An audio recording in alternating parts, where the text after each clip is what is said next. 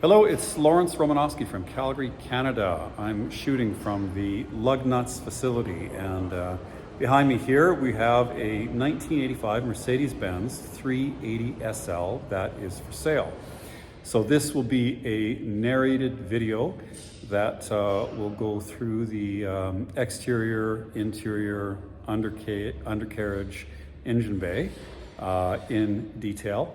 And we'll go through also some of the maintenance bills that the car has, that's been performed on the car over the last few years, which total over $17,000. And the larger items in that $17,000 total are a remanufactured steering box from Mercedes-Benz that was over $6,000.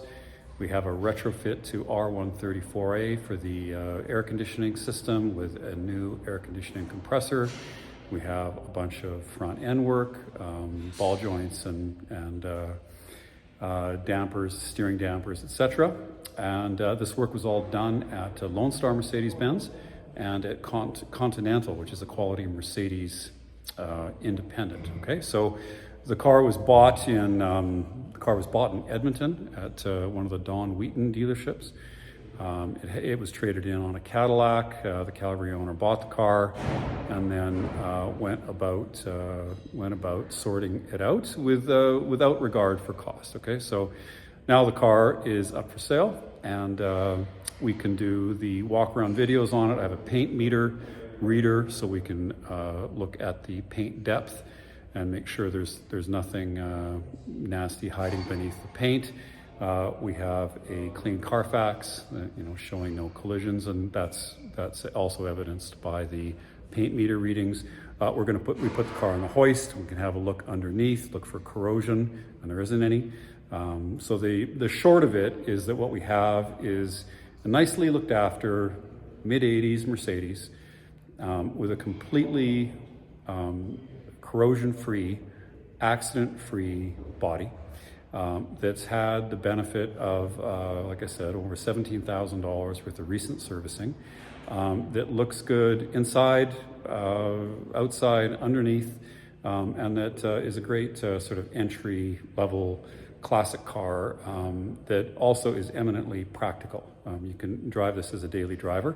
And in fact, I've had 80s Mercedes as daily drivers, including this model, for over 20 years. Okay, so once typically what happens is that they don't get driven, and then after they don't get driven for a number of years, they get sold, and then the new buyer has to invest a lot because, of course, the car hasn't been driven and it starts to leak, and so you fix all the leaks, the air conditioning system, etc., and then it's good to go. So it provides fun, stylish, reliable, practical transport for not a lot of money. So these 80s Mercedes are a really good deal, value proposition in my opinion. So we'll turn the camera around and we'll start with the walk around video on the exterior. We'll look at the interior. We'll look in the engine bay, we'll put the car on the hoist and do a video there, and then we can do a cold start and a video of the car running, and that should all take half an hour or so, and by the end of it you'll have a pretty thorough view of this particular 1985 Mercedes-Benz 380 SL that is for sale in Calgary, Canada in late April 2023. Okay, we'll turn the camera around. Okay, so we can start with the paint. It has been repainted. I've already gone over it with a paint meter. So it's had one quality paint job in its life. When you look at a repaint on a car like that, you're gonna look at how well the job was done, and that would be dictated basically by, many things, but how much of the car was taken apart when it was painted. And it was a cheap job. Items like the door handles and the trim for the door sides and door top would be just masked around. And then if you looked at them closely, you'd see the masking lines. And so when we look at this car, we can see, or we can't see any evidence that the car was masked. So it looks like it was a quality job. I see, arguably, it's difficult to see what that was caused by. But when I look around, I can see, if I look really, really carefully, there's a little bit of evidence of masking, but you have to get it within, 2 inches of the car and scrutinize it. Otherwise, it just isn't visible. So it's a really nice paint job. And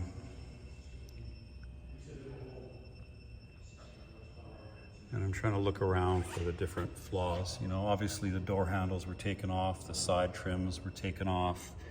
I don't see any masking on this upper molding or around the mirror. Probably, I can see a little bit of masking at the base of the windscreen. Obviously not on the hardtop because it would have been taken off. But it's pretty good. And like I said, I've had to look at this car several times after I've freshly washed it and at very close up, just to be able to tell that in fact it has been painted. Okay, so the car was largely disassembled when it was painted, that's one thing. And then how did the paint go on? So, a poor paint job would be, filled with runs and sags and orange peel or the paint going on dry. And the paint's excellent.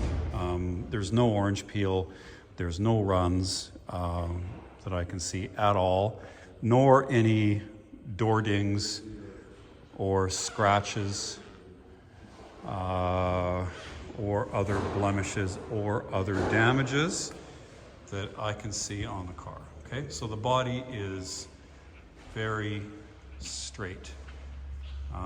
If you look really, really closely, you might be able to pick up a little bit of a little indent right there. And that's about it. Okay, so the body shell on the car is very straight. The next thing we can do is we can look at the paint depth, and for that you need one of these paint meters. And that will tell you how thick the paint is. So in other words, if there was a big dent in it or something and it was full of Bondo, then this device will call that out. And so what we're looking for is, paint depth that's all reasonably consistent. And generally that is, under a millimeter of depth, down to, 1/10 of a millimeter, with as little variation as possible. And new, the car would have had about 200 micrometers, that's 0.2 of a millimeter. For a repaint, it usually goes on a little bit thicker. And what we're looking for is consistent readings. Okay, so these are all in the 2s. I've got a car, a Mercedes of similar vintage with original paint, and most of it's, in around the 150 range. So a repaint's generally a little bit thicker. We have a clean Carfax, so we know that it hasn't had any insurance claims, but it's also comforting to know that the paint depth meter doesn't show any damage either. So we'll just walk around the car with this and demonstrate that it is all uniform. It's actually rare for it to be this tight. I mean, we're only talking about 1/10 of a millimeter here, so there's always places where the paint goes on a little bit thicker or in different places on the bodywork. This is remarkably consistent. Let's just go around the car.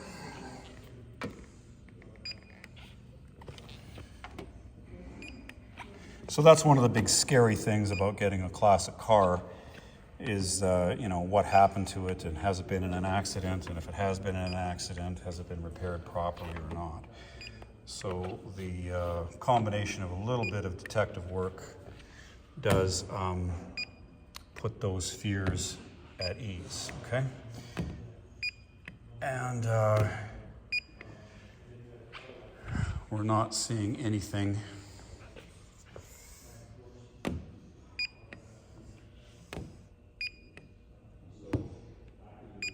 That is problematic, okay? I guess we can do the roof too. Yeah, you really don't want the roof to have evidence of accident damage. Okay. Okay, so we'll get that out of the way.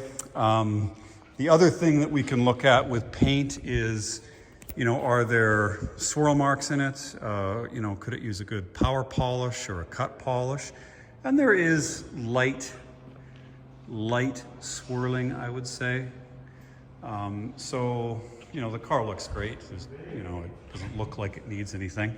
You know, it could be, you know, it could benefit from a few hours of polishing. There's nothing that really stands out, but, you know, if you were that type of owner, you could polish the car.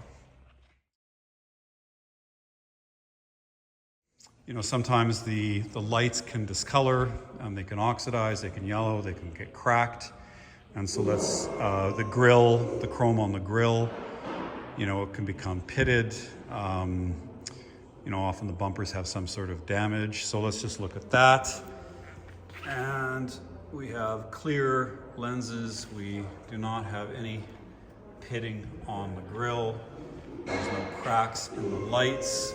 The fog lights and the signal lights are still clear and without cracks. And something I notice on these cars that have had a harder life is that sometimes you'll see corrosion on these exposed screws, and it's a good indicator of what the car has gone through to look at some of these fasteners and see if there's any corrosion on the fasteners, because that's usually the first place that you'll see it on the exterior, and there's no corrosion whatsoever. Okay, so we'll look at the tail lights now, and again, it's just a little bit of wax, and there is nothing there. The rubber on the bumper, sometimes these things get clouded and scuffed, and they'll actually turn white with age, and so we don't see that here. Okay, so the bumpers are in really nice shape. And the rub strips on the side, window surrounds, mirrors, chrome trim. This will get, it'll start to pit and oxidize and have a little bit of a white coat with age and sun. So this has not happened to this car. And it has these chrome fender lips. That was a dealer ad that was popular at the time. The front bumper, a little mark there. I actually think that will just rub out. And no chunks taken out of it and no scuffs from the front bumper. The windshield looks new. I don't see any, well, tiny little pit there, tiny little mark there, but there's no chips or cracks in the windshield. Moving to the tires, these are Michelin tires. They're older tires, but they have lots of tread, so they don't have any mileage on them. And we've got, I think one of the wheels has a little bit of curb rash on it, but it's very minor. The rear wheel, again, is in very nice shape, and they're even clean in here, which is a lot of times that never gets cleaned, and there's a buildup of brake dust that just doesn't come out. So you know the car has been looked after when these bits of the wheels are clean. All right, let's look at the other wheel here. And again, it's in excellent shape. It's got the standard Mercedes lug nuts. These wheels, by the way, are from a 560 SL. It would have came out in in 1986. So the wheels were a later addition. Okay, so going in the car, doors shut nicely, and we can see the side pieces, the moldings on the side of the seats are still intact. These things can break and come off. We can look at the door panels, and there's no rips or tears. Sometimes this vinyl comes off, and in this case it, well, maybe just starting a tiny bit, but is secured. This sill plate can get chewed up, and this one isn't. The MB text for the interior, you know, lasts absolutely forever, even with cars with like 400,000 kilometers on it. And these seats look perfect, as do the center armrest, the center cubby. The wood in these cars can fade, and you often get it looking like a lot like the kind of a lighter bit, but the wood on this is still dark. These always wear out where they have the picture of the window. These are the electric windows, the hazard, and that is the passenger mirror. The AC works properly and is a totally new system, upgraded to R134A. Mileage on the car shows 112,600 kilometers, and that is corroborated by the Carfax. We have the carpets in excellent condition, and if we pull up, and we still see the original factory pads underneath. Okay, so there's no, sometimes that'll start to crack and even rust on some cars. This car is unusual in that it has rear seats that have been installed, although I'm not sure who would be sitting back there, but still, if you have small children, those would be welcome. Okay, we have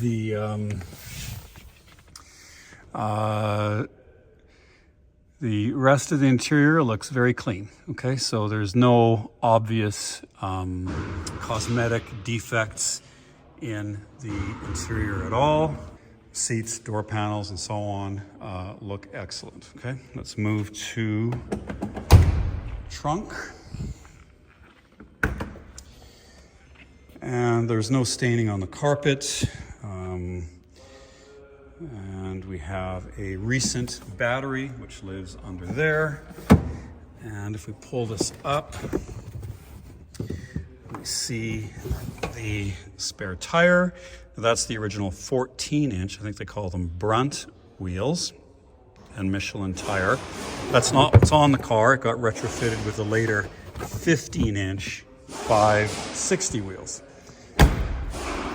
Okay, so passenger door closes nice, and the sill isn't chewed up, and the door card looks good, and the passenger carpet looks good, and underneath here, again, we see the factory matting that is all still in place. Passenger seat looks excellent, and headliner on the hardtop looks excellent. Okay, trim pieces for the door are still there. Look around. Now, this is a little bit of a surprise because it's been dressed up a little bit, which looks a little bit odd if you're used to, you know, regular engine bays in Mercedes. Now, this stuff just comes off, and this is just, I mean, if you spent a day here, you know, you just remove all of this stuff. These are not Aeroquip hoses. It's just a dress-up kit. These stainless sheaths just go over the regular rubber hose. So you could take them off easily. I don't know why they painted these items, but again, they're not expensive if you wanted to replace them, or just, I think with a cryoblaster, you just blow all that stuff off. So somebody had maybe good intentions in the engine bay, It probably didn't do it any favors, but they didn't really do it any harm either, because it can all be taken off easily enough. We have the print. This is the stamping with all of the option codes for the car. And we have, it's a Canadian market car, so we've got these stickers for that, and here is the sticker for the upgraded AC. There's been a lot of work done to this car.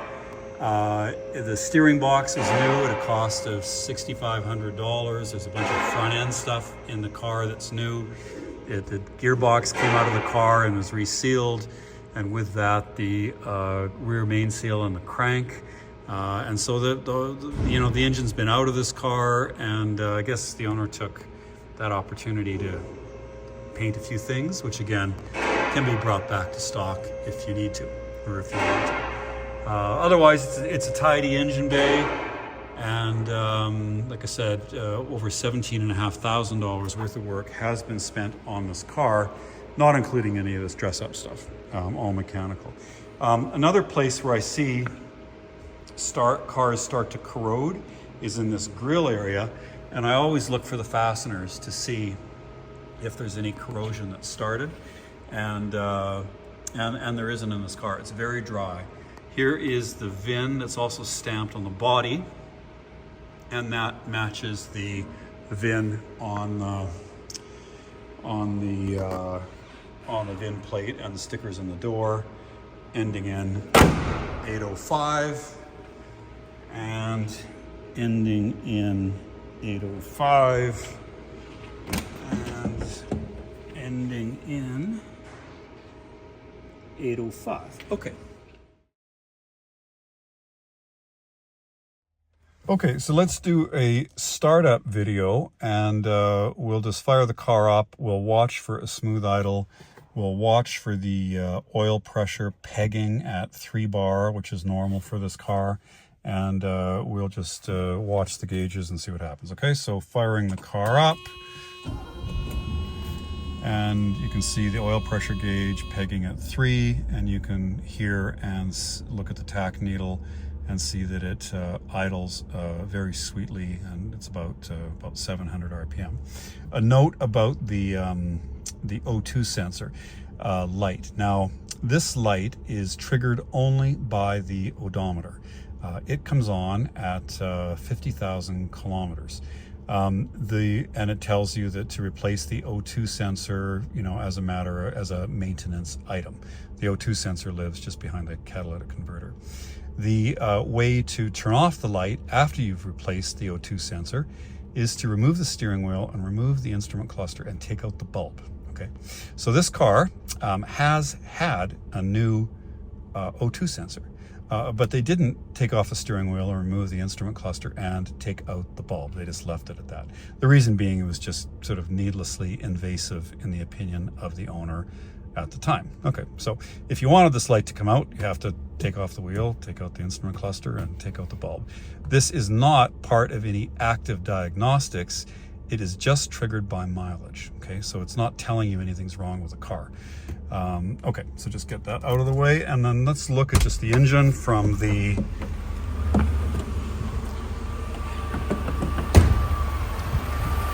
and we can see that it's running really sweetly. We don't have any valve train noise, and you can kind of hear that from the side of the engine sometimes on these cars as the mileage gets up there.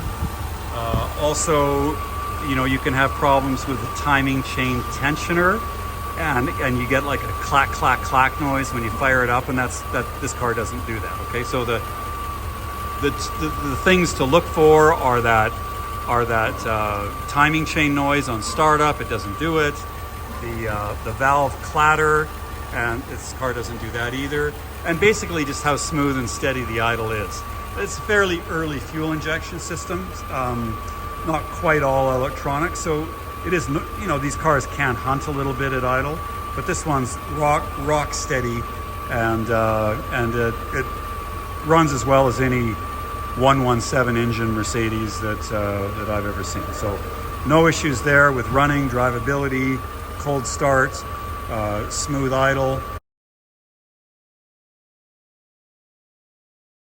So the maintenance history on any classic car is important, especially on the higher end European cars. You want to know, what's happened to the car over its life as best you can, and who's looked after it, and particularly what the recent maintenance is. And so let's go through all of that. This car's had the benefit of I think almost $17,000 or more than $17,000 worth of maintenance in the last few years and a few thousand kilometers. But let's just go through what we have here. So we've got the original Mercedes-Benz book. We have the Carfax, which shows it selling into Ontario, and we've got the owner's handbook, or the owner's manual. Sorry, this one here, and it lists the first owner in Mississauga, Ontario, a doctor in Mississauga. Okay, so it stays there, and then it has a new title in the States. It goes to Massachusetts and Florida, and then Michigan. So it spent some time in the States. There's a number here of 150,000 kilometers at 2003. That is just believed to be a simple mistake, because there's no other documentation that suggests that is a correct number. And mistakes back then were common.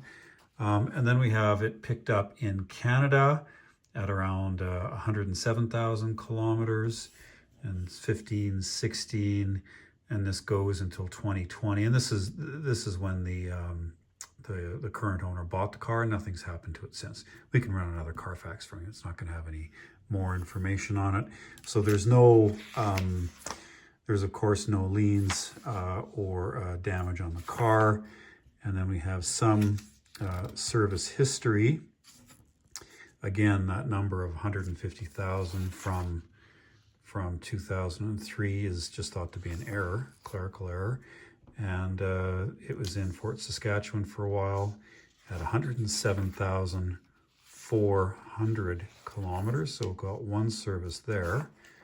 And let's just pick up that. And yeah, that's where it was, during its time in Alberta. Okay, so the car was a Canadian car. It went out of the States for a while. It came back up.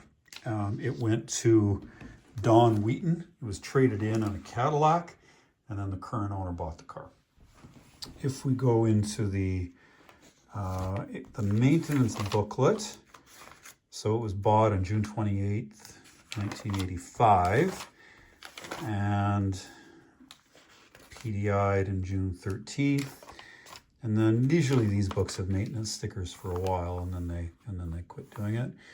And so we can see the the servicing. It got regular servicing at until, or at least what was written in the book,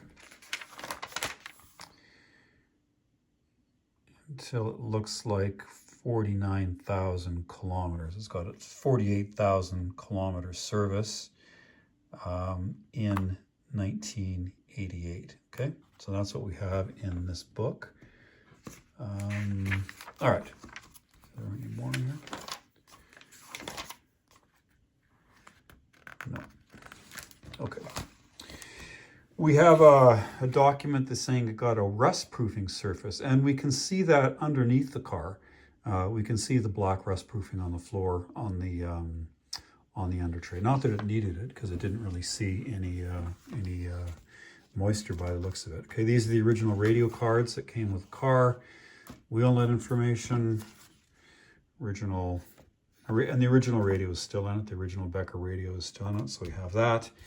That's some insurance document from Michigan, and then we have some more of the original owner's package, including the owner's manual for a car. We also have those wrenches that unlock the soft top. Okay, so that's that. Okay, so we've got the maintenance files from 2020 anyway, and that's when this vehicle was purchased from Don Wheaton, Chevrolet in Edmonton. I guess it was traded in on a Cadillac, and then the current owner bought it. And it was then taken to Calgary, and the current owner had bought new Mercedes and had a relationship with a dealer, and so it went to Lone Star. So the first bit of this maintenance history is all from Lone Star Mercedes-Benz. And then in 2022, work was done at Continental Auto Service. So they're a quality independent who works on Mercedes. Now, there's about $17,500 spent with these records show, and Lone Star did a bunch of front end work, ball joints, and the steering damper, and different suspension components, and the alignment. Lone Star replaced the steering box with a remanufactured Mercedes-Benz steering box. It was a $6,600 part. Ouch. So there's bills from Lone Star for about $10,000.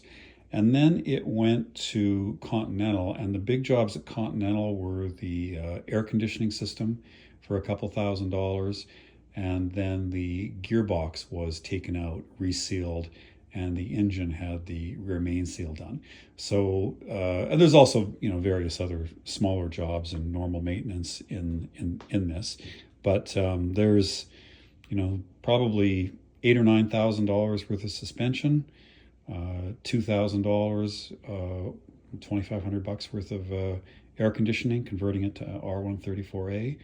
And there's another $2,500 or so to remove the gearbox and reseal it, and then normal maintenance. So that's and that's all done in between 2020 and 2023, and between about 107,000 kilometers and 111,000 kilometers. So the vehicle needs nothing now, and it's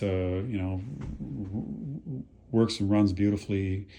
Cold air, suspension's nice, steering's nice, and it doesn't leak. Okay, so that should give somebody an awful lot of confidence buying one of these cars. Keep in mind that if you find other Mercedes for sale and they're less money, well, you might be looking at a stack of invoices like this too before you can actually get it on the road.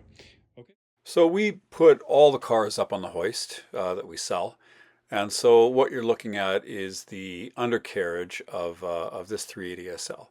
And there's a few things that are sort of immediately apparent. The main one is that there's virtually no corrosion anywhere on the entire underside of the car. So that means when you go to take a wrench to a bolt, it's not going to be rusted on. You're not going to be, wrestling with anything. It does not look like this vehicle was ever driven in even rain, let alone snow. Okay, so that's the overall impression from the underside of the car, as these photographs will demonstrate.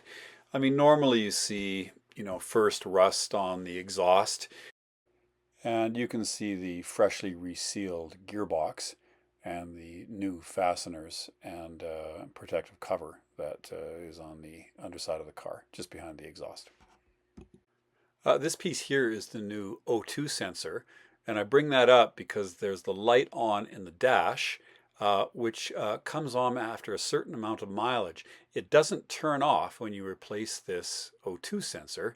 To do that, you actually have to take the bulb out. But anyway, I wanted to identify that it in fact does have a new O2 sensor in it.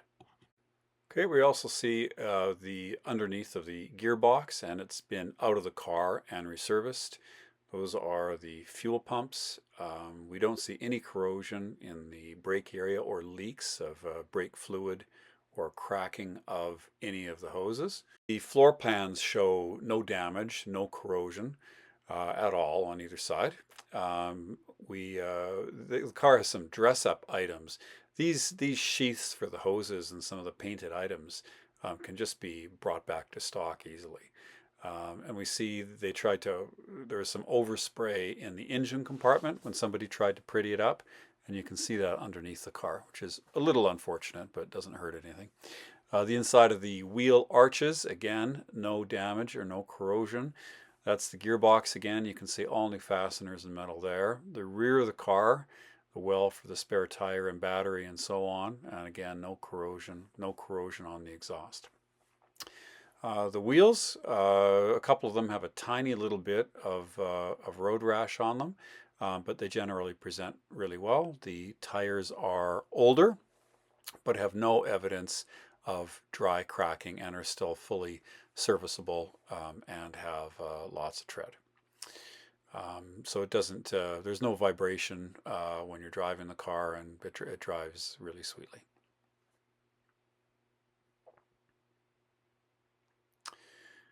This is the front spoiler, and we can see all the fasteners in there are uncorroded, which is rare for these cars. That's kind of the first place where they start to rust. Okay, well, thanks for watching the video.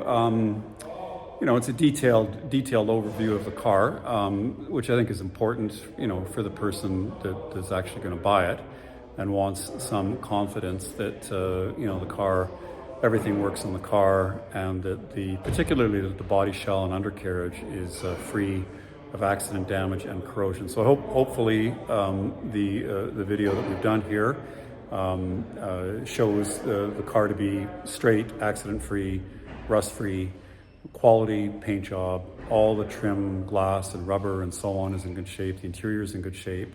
Undercarriage looks great, runs sweetly, and you know, it's a dry weather car that's been looked after. It's had the benefit of $17,500 spent on it over the last few years, and only a few thousand kilometers, bringing it up to a standard that shows well and that will make this car reliable. So it's an opportunity to buy an affordable classic that's also practical daily transportation, if you'd like, and it's a Mercedes convertible. So you know, it's a fine car. Like I said, I've owned Mercedes 20 over the last 20 years, and I've had one version or the other of an R107 Roadster or one of the sedans in daily operation for over 20 years. And they're good cars. These were the best cars that Mercedes could make in the era. They were in production. This car was in production from 72 to 89, so 18 years to sort out any bugs. Mercedes only made 4 cars in the 80s. You know, they're a lot more expensive than anything else, and they're basically built, you know, for a lifetime. You know, they use the best materials, the best finished, and the best engineering. You know, these were the best cars in the world in the late 80s. And now, you know, because they were made in, you know, quantities, a couple 100,000 or something, you know, they're not expensive. And not that you don't have to maintain them, because you do, but in terms of the overall purchase price and so on, they're great value, and you know, they offer great driving experience for not a lot of money. So thank you very much, Lawrence Romanosky from Calgary, Canada. Please like and subscribe. This car is for sale in Calgary, Canada. It's late April 2023. Thank you.